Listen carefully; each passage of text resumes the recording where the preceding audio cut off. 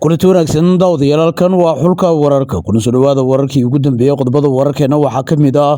wararkii ugu dambeeyay madaxweynaha Jamhuuriyadda Federaalka Soomaaliya oo maanta ugu dambeyntii ka degay magaalada Baydhabo iyo qorshaha shirqoolka dilka ee madaxweyne Xasan Sheikh uu ka badbaaday soo dhaweyntii loogu sameeyay magaalada Baydhabo oo aan u dhicin sidii madaxweyne Xasan Sheikh uu doonayay maxay ahaayeen hoobiyaashii lagu garaacay garoonka diyaaradaha Shaati Gaduud ee magaalada Baydhabo xilliga ay diyaaradda madaxweyne Xasan Sheikh Maxamuud ay degaysay macluumaadkii ugu dambeeyay ayaan idila wadaagi doonaa ee tallaabo cajiib ah oo madaxweynuhu uu sameeyay ayaynu idiin soo gudbin doonaa isla mid waxaan idila wadaagi doonaa wararkeenana qayb ka noqon doona haddii alla weyne uu qadaro macluumaadkii iyo wararkii ugu dambeeyay maxaa caawa ka soconayo magaalada Baydhabo ee xarunta kumeel gaarka maamulka Koonfur Galbeed Soomaaliya wararkii ugu dambeeyay ayaynu idinla wadaagi doonaa madaxweynaha Jamhuuriyadda Federaalka Soomaaliya maxay tahay caawa awaamirta laga sugayo inuu ku dhawaaqo isaga oo Baydhabo ku sugan fafaahin ayaynu idinkaga heenaa xildhibaanad ka tirsan baarlamaanka Soomaaliya oo sheegtay madaxweyne Xasan Sheikh Maxamuud lagu dili doono magaalada Baydhabo isaga ku sugan haddaba xildhibaanadan oo afka furatay macluumaadkii ugu dambeeyay ayaynu idinla wadaagi doonaa warbixinadaas iyo kuwa kale ay kamid yihiin Itoobiya oo ku dhawaaqday taageerada madaxweyne Xasan Sheikh Maxamuud ayaynu idinla wadaagi doonaa soo dhawaad saaxiibayaal haddii aad tahay saaxiib nagu cusub nagu soo biir muuqaalka laagsaar artada waxaa dhigaysaa noogu dhib qaybta hoose faalada dadweynaha ku bilowna wararkeena madaxweynaha Jamhuuriyadda Federaalka ee Soomaaliya mudane Xasan Sheikh Maxamuud iyo wafdi ballaaran uu hogaaminayo ayaa maanta ka degay garoonka diyaaradaha marka la eego Shaati Gaduud ee magaalada Baydhabo waxaana madaxweynaha halkaasi lagu soo dhaweeyay ama loo diyaariyay soo dhaweyn maamuus dhaaftay laakiin madaxweynaha ayaa halis lama filaan ku galay magaalada Baydhabo waxaana baraha bulshada si xoogan uga baahay muuqaalkan oo muujinayo garoonka diyaaradaha Shaati Gaduud ee magaalada Baydhabo oo ay ku soo dhacayaan tiro hoobiyaal ah dharaartii diyaaradda madaxweynuhu ay degtay waxaana intaasi kadib madaxweynuhu si degdeg ah loogu cararay gaarigiisa aanay xabadu karin ee lagu talagalay in madaxweynuhu lagu baxsado haddaba waxa arintan si xoogan markaasi u sababtay in shacabkii iyo sidoo kale wufuudii loo diyaariyay in madaxweynuhu ay soo dhaweeyaan kala carar ay galaan madaxweynaha ayaa intaasi kadib isagoo gaariga qunfulan oo ay xabadu karin wato waxaa loo galbiyay qasriga madaxtooyada Koonfur Galbeed Soomaaliya halkaas oo caawa kulamo kala duwan uu ka wado waxaana si gaar ah caawa looga arisanayaa xaaladda Koonfur Galbeed iyo jihada cusub ee gashay waxaana sidoo kale la eegayaa dhismaha maamulka cusub madaxweynaha ayaa la sugayaa inuu soo saaro go'aamo culus oo ku wajahan xaalka Koonfur Galbeed gaar ahaan cafis madaxweyne oo loo fidin doono ciidamada lafta gareen ee ku sugan duleedka magaalada Baydhabo iyo wasiirkii amniga ee Koonfur Galbeed iyo ragga kale ku heebta ah madaxweynihii xilka ka cararay ee Cabdilcasiis lafta gareen haddaba xildhibaanad ka tirsan baarlamaanka Soomaaliya oo laga soo doorto deegaanada Koonfur Galbeed ayaa si la yaab leh waxay kaga hadashay arinta la xidhiidha isku dayga dil ee madaxweynaha Jamhuuriyadda Federaalka ee Soomaaliya uu ka badbaaday haddaba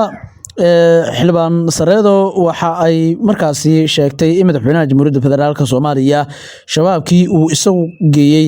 magaalada Baydhabo inay soo weerareen iyaguna ay dili dooneen ugu dambeynna ay ku dili doonaan magaalada Baydhabo shabaabkaasi hadda magaalada ku sugan sida hadal ku dhigtay haddaba xildhibaanada oo eedo waaweyn u jeedinaysa madaxweynaha qaranka qaybta dambe ayaan rabaa inaan idinkula wadaago laakiin aan ka hormarino warbixinada kale ee hadda taagan kuwooda ugu waaweyn dowladda waddanka Itoobiya markii ugu horeysay ayaa ay shaaca ka qaaday garbistaageeda ku aadan dowladda federaalka ah ee Soomaaliya uu hogaamiyay madaxweyne Xasan Sheikh Maxamuud haddaba Itoobiya ayaa si cad u sheegtay inay joojisay faragelinta Soomaaliya tan iyo markii uu xilka qabtay ra'iisul wasaaraha Itoobiya Abiy Ahmed Cali oo 8 sano ka hor talada la wareegay dalkaasi Itoobiya iyadoo qoraal rasmi ah oo ka soo baxay safaaradda Itoobiya ee Muqdisho lagu sheegay in xiriirka labada dal uu dubdhaxaad u yahay ilaalinta xasiloonida iyo kobcinta dhaqaalaha bayaanka safaaradda ayaa xusay in sanad guurada 8aad ee xukuumadda Abiy Ahmed ay muujinayso isbeddelka ku yimid xiriirka Geeska Afrika isla markaasina Itoobiya ka go'an tahay taageerida Soomaaliya si uu u hesho nabad iyo horumar waara sanad guurada 8aad ee xukuumadda ra'iisul wasaare Abiy Ahmed waxay muujinaysaa isbeddel ku yimaaday xiriirka Geeska Afrika iyadoo la xoojinayo iskaashiga Itoobiya iyo Soomaaliya ee ku qotoma isdhexgalka dhaqaalaha iyo xasiloonida ayaa lagu yiri qoraalka hadalkan ayaa ku soo aadaya xilli dhawaan dowladda federaalka Soomaaliya si buuxda ugu wareegtay magaalada Baydhabo iyo guud ahaan maamulka Koonfur Galbeed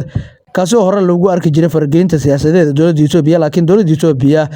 waxa ay noqotay mid shaqada sare ka daawata dagaalka dowladda dhexe iyo maamulkii lafta garan uu hogaaminayay. Arrimahan waxay imaanayaan xilli mucaaradka Itoobiya ay sheegayaan in Addis Ababa si tartiib ah ay u lumisay saameyntii ay ku lahayd Soomaaliya. Siyaasiga mucaaradka ah ee Jawhar Maxamed ayaa isaga oo daba socda dhacdooyinkii ugu dambeeyay ee Baydhabo waxa uu sheegay in tani ay tahay guuldarro diblomaasiyadeed oo kale oo dowladda Itoobiya ay la kulantay. Hadalka Jawhar ayaa yimid kadib markii madaxweynihii Koonfur Galbeed Cabdicasiis Laftagareen uu isxilay Isniintii waxyar kadib markii ciidamada dowladda federaalka Soomaaliya ay galeen magaalada Baydhabo. Laftagareen ayaa muddo dheer loo arkayay siyaasi si weyn ula jaan qaadi kara dowladda Itoobiya, sidaasi oo ay taana waxaa la sheegayaa in dowladda federaalka Soomaaliya ay kaga adkaatay dagaalkii ay kula gashay magaalada Baydhabo. Nabadgelyo. waa sida hadda madfaca ugu dhacay madfacaas xagee laga soo tuuraa isleeda adiga yaas soo tuuraa isleeda war asaaba meesha shabaab geeyey adiga maxaa kugu dhacay adiga waaya asaaba shabaabkii laga xoreynaya geeyeybe oo jidkiisa 40 sano la mari waayey dad uu ka aruuriyo u geysto oo dhar u gashtay marka madfac markaasoo laba diyaaradood qarqaw soo siina ciidamada gargar uu leeyahay waaya war gargar hadday wax taraysa aadan yabaal muxuu ugu xoreyn waaye iyo masaajid Algaduud oo maalin cad ugu soo cararay ha xoreyso dhulkiisa anaga oo nagu soo ordin ma rabno habeen ma rabno maalin ma rabno madaxweyne ku xigaan reerkiisa anagana looma keenayo gobolladii oo u dhashay shabaabka wada haysta ha xoreysto ee constitutionkiisa ha geysto aan nooga soo bax gobolladeena oo dadkeena ku laynayo waaya dadkeena u laynooya laba iskugu dirooya gabdhaheena ewer bixiyo wiilasheeni baa la wada dilay ha nooga soo gobolladiisa aado gobolladiisa shabaab baa wada haysta masaajid Algaduud iyo aadan yabaal aad gobolladiisa shaqa xoreysto hadoo dhagaha wax ka maqlaan maxaa shabaab ugu soo libisay ahaayeen marka shabaabka oo kaansaday waayo oo sig geystay ayaga dilay madaxweyne xasan shabaab asiga Baydhabo galiyay ee dilay madaxweyne xasan maxamuud ma shabaab iyo balaayo ku libisay Baydhabo geeyay madaxweynaha shabaab u libisay sidaas ma leedahay oo halkaas geeyay ciidan ma ahayn nimanka meesha galay wax ay noocay ahaayeen waaya oo loo libisay wuxuu u libisay waay marka magaalada ka baxa ila shalay la lahaa Koonfur Galbeed waa lagu soo duul doorasho kama socoto hagaag baa ka socdo waaya nidaamka loogu magacaabay madaxweyne loogu magacaabay ee xukuumadda magacaawday bal xagee sharciga iyo dastuurka ugu jirta xukuumadda in meel ay ugu jirto malaha waaya meel ay ugu jirto malaha waa qalad waana dambi oo ku talagalay in oo Koonfur Galbeed ku burburiyo rabaa kursiga ana fadhiisanay la isku haystaa yaa isku haysta oo constitution le ayu weeraray Xasan Sheekh marka haddana meesha wuxuu ka dhigay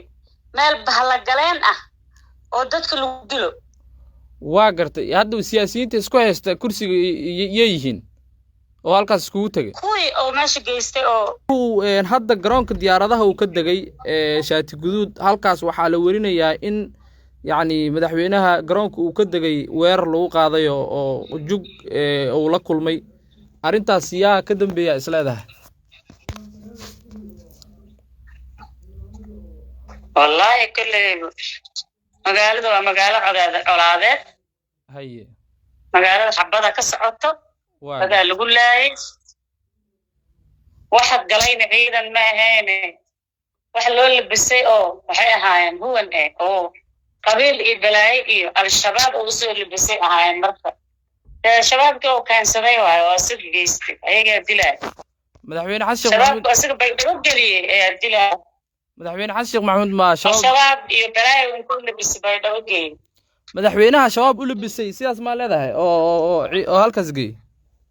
ciidan ma ahayn nimanka meesha galay wax ay noocay ahaayeen waaya oo loo libisay wuxuu u libisay waay marka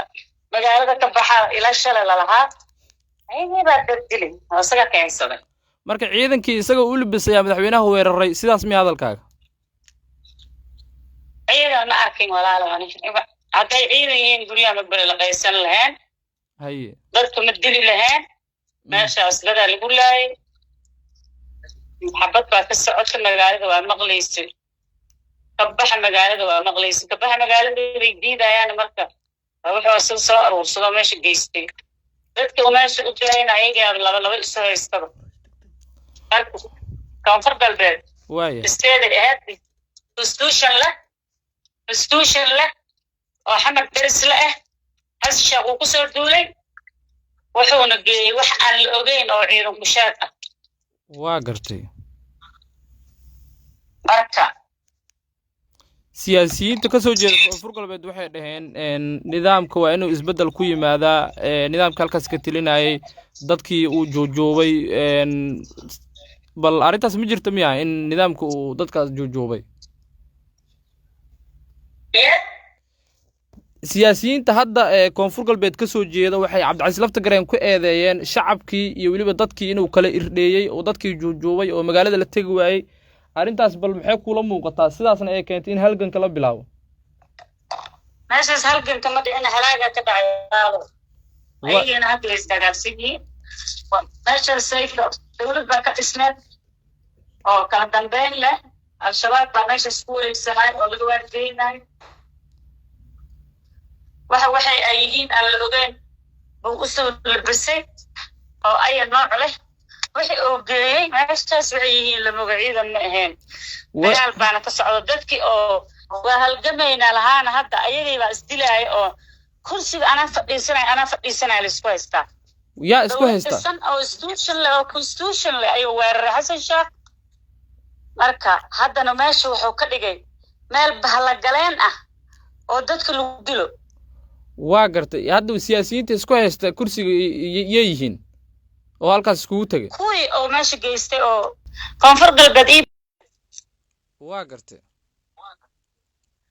waa ka doorashooyinka ka waran la leeyahay waa la qabanaa qof iyo codka ah qof iyo cod inta lagu qabanaa magaalada dhexyaala dhiig baa ka rooraaye igu sawir waaye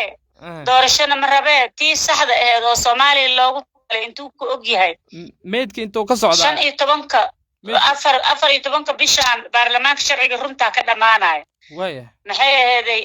15 Mayna teendhadii laga rabaa asagoo waa markii la doortay taas meel ma ku og yahay madaxweynaha mise wuxuu rabaa mid been ah oo isaga wato marka dul ee lagu sahamiyaa bay daba kaliima doorasho ka dhacay oo meedka dhaxyaalo oo la qaysanaay Soomaaliya 18 gol ma ka sameeyay meesha isaga u dhashay ma ka soo sameeyay koonfur galbeed waa lagu duulay waa la burburiyay yaa waa mataqaana dadkii baa la baabi'inaya inta sameeyda dhaxtaalo gabdhii baa la kufsanaya wuxuu geeyay ciidan ma aha igu sawir ayuu wadaa madaxweynaha yaa gabdhaha kufsanaya wixii oo soo geystay warkaas yaa xaqiijinay ma adiga aan xaqiijinaysid adeero xaqiijinay ma waa ujeeda wax dhacay meed iyo kufsi waa idaacad dawladda ma adihid meeshaas halaag baa ka dhacay waxa kama dhacayaan doorasho constitutionkii uu ku duulay madaxweyne ku xigaan cali gaafo uu raadinaya si sharci daro dad ugu magacaabay constitutionka koonfur galbeed ma qabo magacaabis wuxuu qabaa haday magacaabis ayso constitutionka koonfur galbeed in qofka lagu magacaabo federaal qof uu magacaabay kama shaqeynaayo maxay ahayd maamul goboleed Soomaaliya federaal ay qaadatay 4.5 way ismaamul gobolada ayaga ismaamulay gobol walba federaalkana korbu ka maamula markaas lacagta iyo waxa ka dhaxaysay ciidamada nidaamka marka loo taqaana in federaalka nidaamka koonfur galbeed waa lagu soo duul doorasho kama socoto halaag baa ka socdo waayahay nidaamka loogu magacaabay madaxweyne loogu magacaabay ee xukuumadda magacaawday bal xagee sharciga iyo dastuurka ugu jirtaa oo xukuumadda in meel ay ugu jirto malaha waaya meel ay ugu jirto malaha waa qalad waana dambi oo ku talagalay in oo koonfur galbeed ku burburiyo rabaa laakiin saas kuma burburayso laakiin aadam madaxweyne qabiilkiisa ana koonfur galbeed ma taqaanaa madaxweyne ku xigaan qabiilkiisa ana ma yeelanayso waaya wuu isku dayo laakiin awaaqib xuma ka raacayso laakiin aadam madow wuxuu sheegay haddii maamul oo yacni kala jabo ama uu kala irdhoobo in dowladda federaalka ay xaq u leedahay inay maamulkaas uu kala tegin ay yacni wax u sii magacaawdo oo ay ka shaqeyso soo fargeliso arrintaas dastuurka ma ku cadamay maamulkaas maamul dhisan oo ahaa madaxweynihiisa diyaarada lagu soo weeraray dadka dartiisa uga baxay magaalada inayna dhiigkoona ku daadinin dowladda diyaarada nagu weerartay anaka maamulkaas waa dhisan yahay ku meel gaarna nin baa loo magacaabo u fadhiyay dib u heshiisiin asoon laga qabanin oo waxba laga sameeyay inta la ordo meeshii la tagay horta mataqaana ninkii fadhiyay oo maamulka waday oo lagu magacaabay nooga kac kursiga la dhahay markii wiilka kursiga laga bursadayna anaa ku fadhiisanaya riwaayada laga sameeyay واي عبد العزيز واي عبد العزيز xilligii uu intuu soo bixin ka hor wuxuu sheegay inuu dagaalamayo hadii hal qof xataa ay u hartay ama naft hal qof ka harto ay dagaalamayaan ciidan oo soo bandhigay ciidanka xagee hadda joogan ciidanka duleedka magaalada ay fadhiyaan laguma dagaalamin waa uu ka baxay waay kuma u daadinine si fiican buu yeelay waay constitutionkii la dhisay xasan sheekh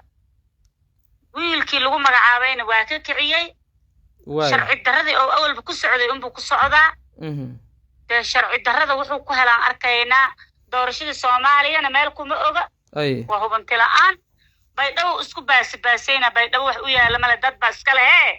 goboladii oo u dhashay shabaab ka wada haysta xoreysto constitutionkiisa ha geysto aan nooga soo bax goboladeena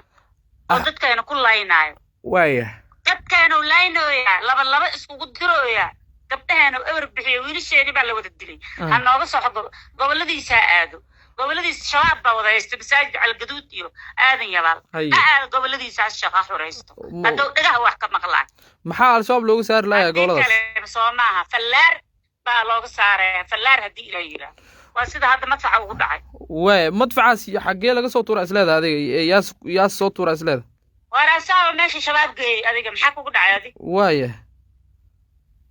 asaab shabaabkii laga xoreynay geeybe oo jidkiisa 40 sano la mari waayay dad uu ka aruuriyo geysto dhar u gashtay markaas laba diyaaradood baa qarqaw soo siina ciidamada gargar oo leeyahay waaya war gargar haday wax tarays aadan yabaal muxuu ugu xoreyn waayay iyo masaajid Algaduud oo maalin cad ugu soo cararay ha xoreyso dhulkiisa anaga oo nagu soo ordin ma rabno habeen ma rabno maalin ma rabno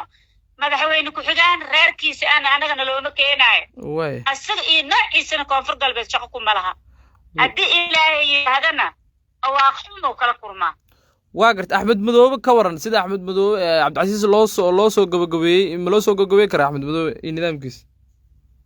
وروح أسبوط واي حسن أسرع لسوق جبجبينا يا قبل ذا أنا ناقص صباحه وايه قبل الإسلامات أو كو إن بقاعد أنا كويس هادو مساعد على قدرها حرية كستوشن كهجين إيه آدم يا بال أو قبتها هذا الجو القصنا شباب كوه يستعادوا واتو مالن عد كسو عرري أنا ناقص قبل ذا أنا بقوة شيء meel dhisan ma arki karo amaro wada qoday meel dhisan ma arki karo meel dhis bay dhabo waa ku waashay arki uu mahay dad ba iska ilaahay weyna waaxda ku beeray ninba meel buu Soomaali degaa 4.5 way goboladeena ayuu ku waashay goboladeena buu ku waashay Allah naga soo wado waa garta ugu dambeyn baaqa u jeedin Allah naga soo wado baaqa u jeedinaysa ugu dambeyn waxaan leeyahay intayna fallaar kugu dhicin iskaga soo bax goboladaas institutionkooda iyo institutionkooda iskaga soo bax kuma rabno وما فود آذن يبالك قبضي إيه مساجد على الجدود هذا ما سنتهاي معنا وقدم بنتي حلوانا كوفر قلبي ذا جري أو هذا مقدشو كسوغن أو إني بحان لو دي مركي كوات بحا يجنا حلوة تعدو دتك ما يسكو حرحرنا هاي دتك معلوم بي حرين ما هلا أيام Soomaali federaalay qaadatay 4.5 waaye hawada isbaarad dhigtay hawada nagay awal banin baa soo ka soo shaqeey soo furee si ku meel gaarayo aan kan tagayna in loo haayo oo la soo asaga intii oo asaga wadanka looga saaray bisha asaga u hartay si ku meel gaar in loo maamulo oo hawada rayidka mataqaana duulista rayidka oo faragelinta oo ka qaado insha Allah bidnillaahi kariim هذا ما